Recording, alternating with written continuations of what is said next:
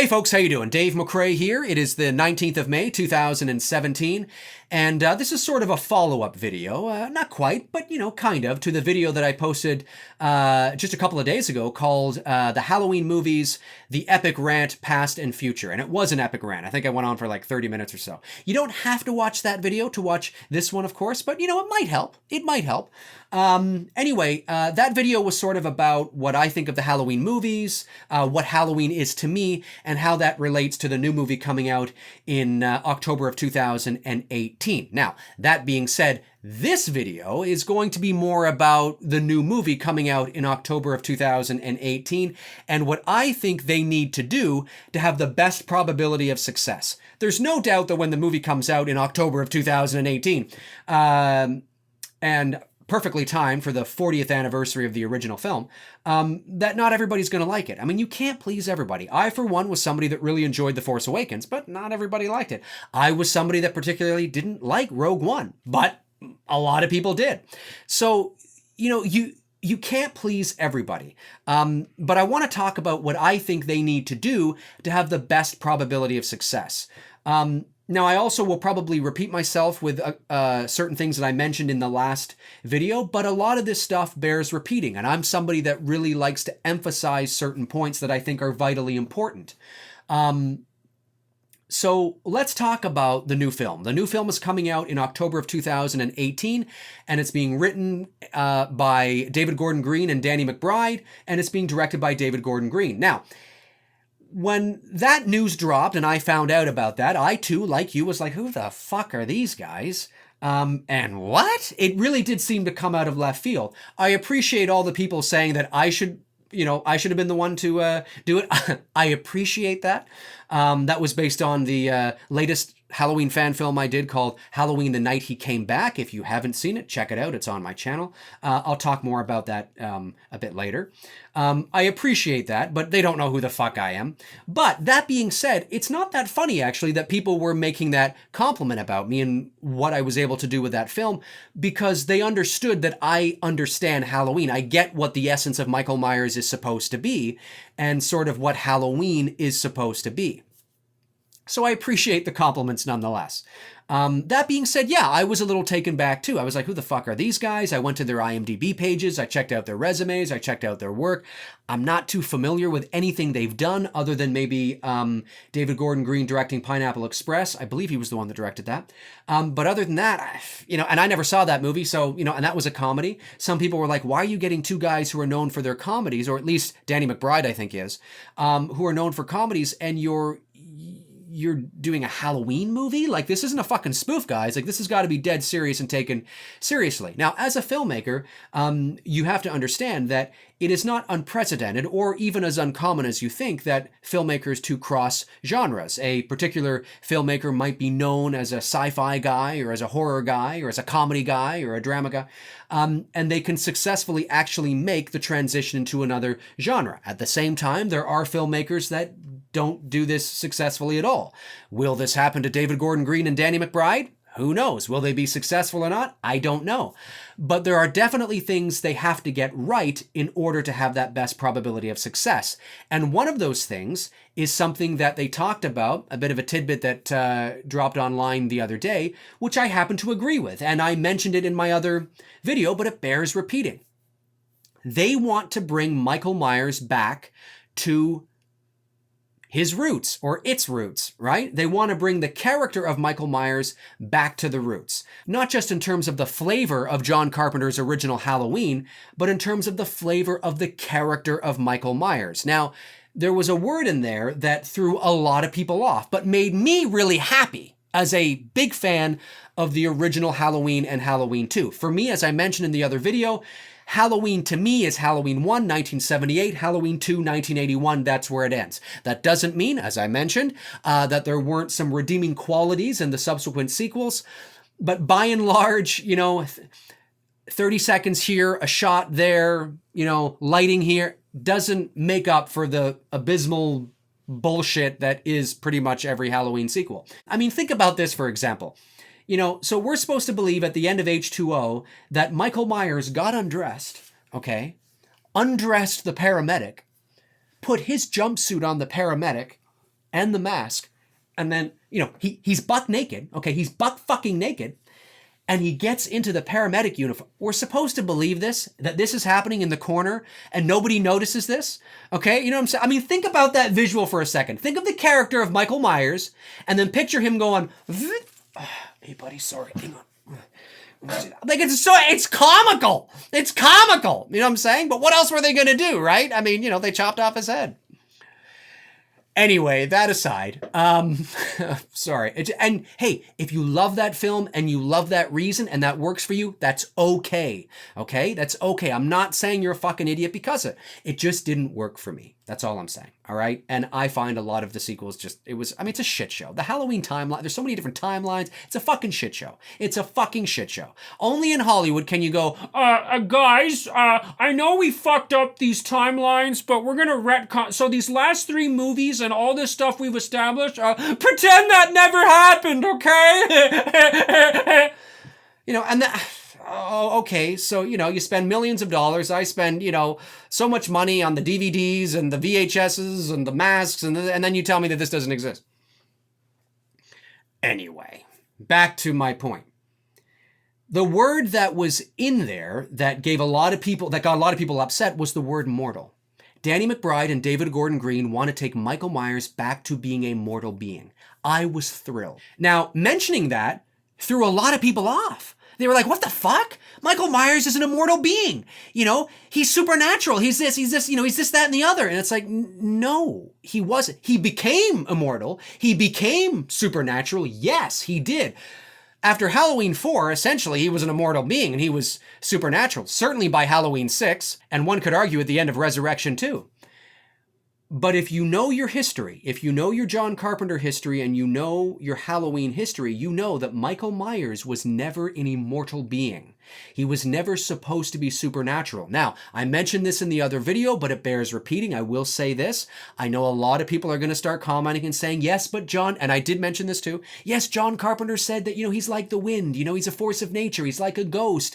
He's like, the personification of evil. He's this. Yes, Carpenter did say all that. And he was thinking that when he was making the first movie. He meant it metaphorically, okay? Not literally, all right?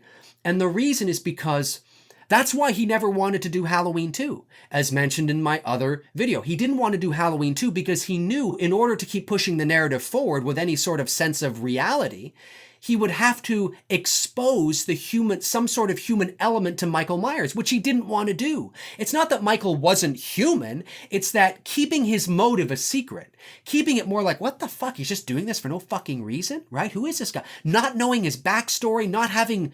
it appears it doesn't even have a motive really. That keeps the supernatural flavor and element there. It wasn't that he was literally supernatural. It's that when you don't know anything about him, when you keep the mystique of Michael Myers a mystery, that keeps that, that guessing game going, right? It puts you in the same position as the characters on screen. It makes you feel uncomfortable. How can a man take 6 shots, right? How can he take 6, how can he take 6 shots? I shot him 6 times and he just got up and walked away. He's not even human. You know what I'm saying? That keeps that flavor there. But he is mortal. That's why John Carpenter at the end of Halloween 2 killed Michael off. That's why when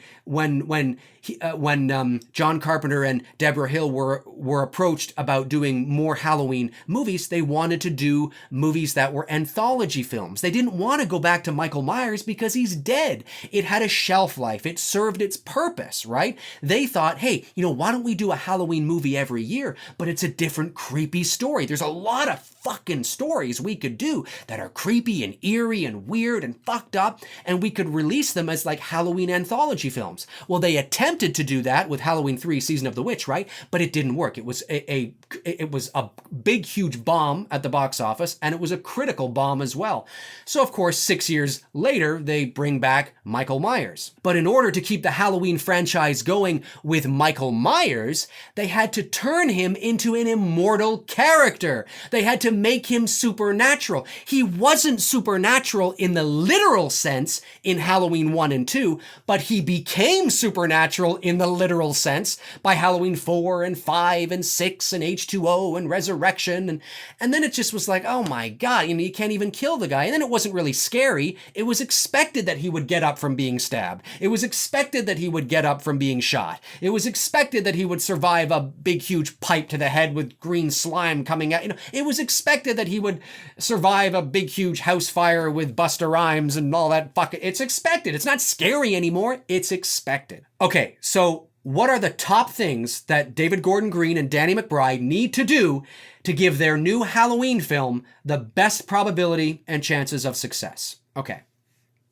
This is in no particular order, by the way. Although this would probably fall into the number one category. Not necessarily, because you can still have a really good film if it's not quite there, but it's still, acceptable. But for all intents and purposes, this is pretty much the number one thing on the list. But I'm not saying these things in any particular order. But I'll say this first. The Mask. The Mask has to resemble it has to be like The Mask from Halloween 1, 1978, and or Halloween 2, 1981. Now, of course, that was the same mask. It just looked different on two different actors for various different reasons. But it has to look either like the one from Halloween 1 or from Halloween 2. It's got to look like that, okay? It can't be the mask from Halloween 4. It can't be the shit show from Halloween 5. It can't be the mask from Halloween 6. It can't be the mask from H2O, and it can't be the mask from Resurrection, and it can't be Rob Zombie's masks.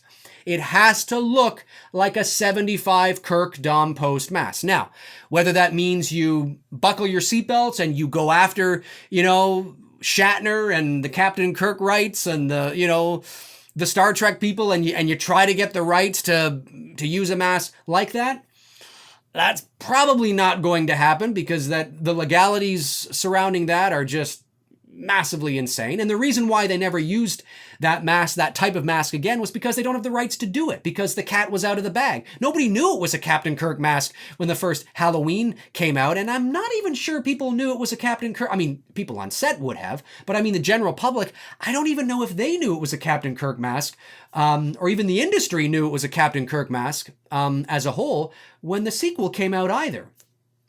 But by the time 1988's The Return of Michael Myers was in production, they knew, and that's why they couldn't use it. That's why they did. That's why you see the mask you see in Halloween 4, The Return of Michael Myers, and that's why you never see it again. So, but the mask has got it's got to be great. It's got to be Michael fucking Myers. It's got to be. It's got to be. Number 2.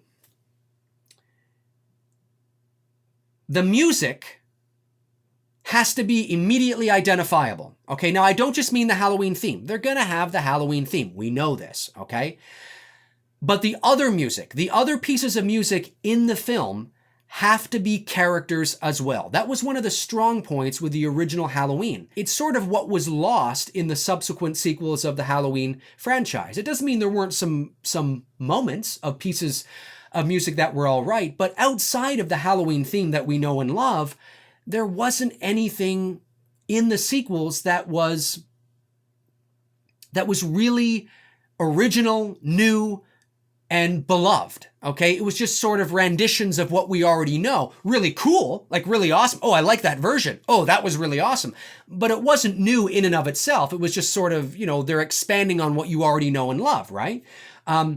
This new Halloween film can do that, can absolutely do that, but the entire soundtrack has to be immediately identifiable. Now, when I say immediately identifiable, I don't mean that it has to be old Halloween music, okay? That's not what I'm talking about. I just mean that, it absolutely can be new music we haven't heard before, but I just mean it's got to become classic Halloween music. It's got to be stuff that we listen to and we're like, yes, this is, every piece of music is almost like a character in and of itself within the confines of this new film.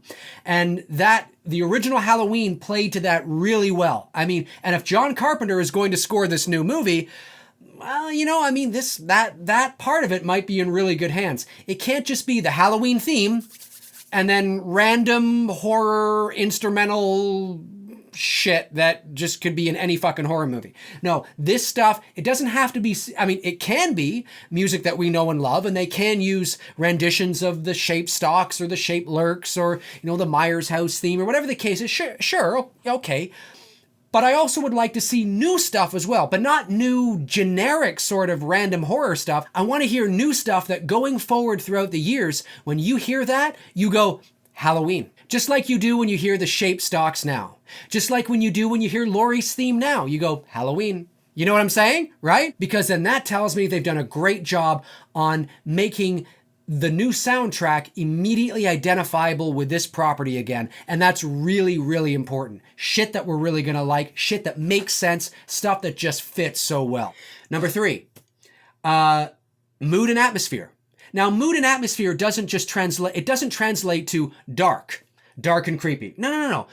Mood and atmosphere is the entire feeling, the entire feeling you get when you watch the film, how it's shot, the angles that are chosen, the aspect ratio for which they choose to shoot the film in, right? The color temperature, how long they linger on a particular shot, how fast they decide to move away from a particular shot, how often they use the Steadicam. It's the entire framework of the entire motion picture. It's not just dark and creepy. That plays a huge part of it. But when you watch the scenes of Linda, Laurie, and Annie in the original Halloween walking along the sidewalk, it's daytime, but the way it's shot, the way the camera moves, how it lingers on certain moments for, a certain amount of time, there's this creepy feeling when nothing particularly creepy is happening on the screen. That's how you know you've mastered it. When nothing particularly creepy is happening, but I still feel creepy because of the angle, because of the color temperature, because of the framing, because of how long we're lingering on this shot, because it's a cloudy day, you know what I'm saying? Because so many things go into that. So the overall mood and atmosphere of Halloween has to be spot on. Okay, of this new incarnation of Halloween has to be spot on. Number 4, again, no particular order. Number 4 is Michael Myers has to be kept in shadow for the vast majority of the film. Look, if you go back and watch Halloween 1, and for the most part Halloween 2, although we do see him with more clarity in Halloween 2. But if you watch that first Halloween, which is sort of the benchmark that David Gordon Green and Danny McBride are sort of using for this new film, if you watch Halloween, like I mentioned in my other video, you don't see the Michael Myers mask with any sort of clarity. I mean, real clarity until about halfway through the film when he kills Linda with the phone cord and he pops up into frame. That's when you see that's when you see the mask with real clarity, and it's only for a few moments. Now, you do see it again after that, of course, but it's always in shadow and it's kind of in the background, or in the darkness. I think the only other time you see it with any real substantial clarity is probably the closet scene when the light turns on and off for a moment, and maybe when he's approaching Jamie Lee Curtis from behind when he sits up, and he does the head turn and then he begins to walk towards Laurie. He walks into focus and you sort of see it with some clarity there. But I mean, but that's, that's like the last 10 minutes of the movie, right? So up to that point, you're not seeing him. He's always in shadow, and that's why he works. That's how Michael Myers works best, is always in shadow. I mean, where do you think the term The Shape came from, right? I mean, it's sort of self-explanatory when you think of it that way, right? Michael Myers was less The Shape by Halloween 4 and 5 and 6 and 7 and 8 and he wasn't a shape anymore. He was sort of just there, whereas in Halloween 1 and 2 he was the shape, there, not there, you know what I mean? And this helped to create the illusion of something supernatural, right? It helped to create the illusion of something otherworldly. Do you know what I mean, right? But in reality, like I've mentioned, he wasn't otherworldly or supernatural, but the illusion was there to make you feel uncomfortable. So they need to do that. They need to keep Michael Myers for the vast majority of the film, in shadow, in the darkness. You don't linger on them too much. Okay, don't linger on them too much. All right, you don't want to do that. It's, you know, become known in the industry as sort of the Jaws effect, right?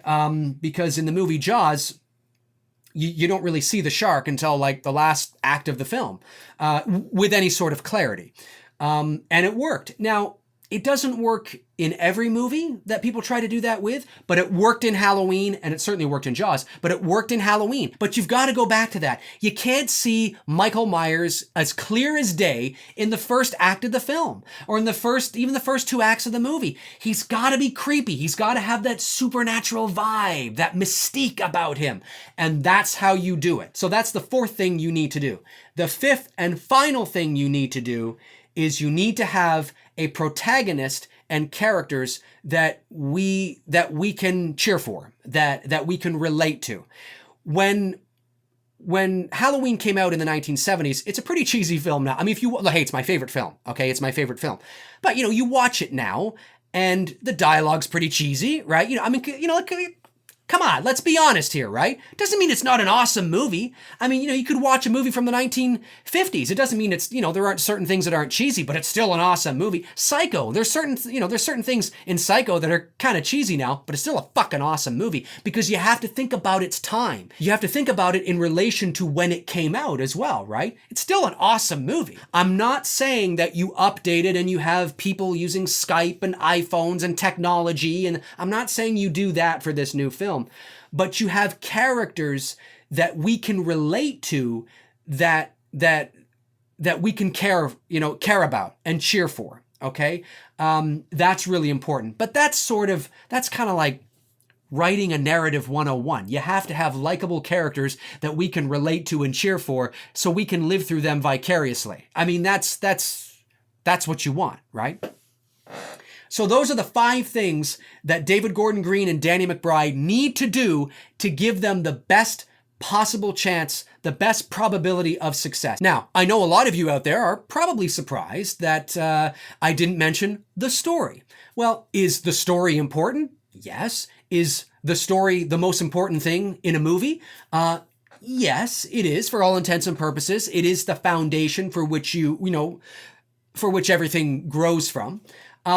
But Halloween 1978 was not the success it was because of its story. It wasn't the success because of any sort of deep-seated relationship between the characters or the drama or, anything like that.